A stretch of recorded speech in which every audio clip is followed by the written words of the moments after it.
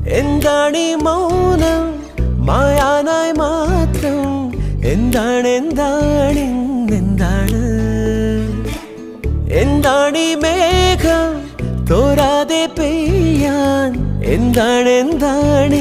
എന്താണ് നാം ഒന്നാകും ഈരാവിൻ തീരത്ത് പൊൻതാരങ്ങൾ കൂടേറുന്നു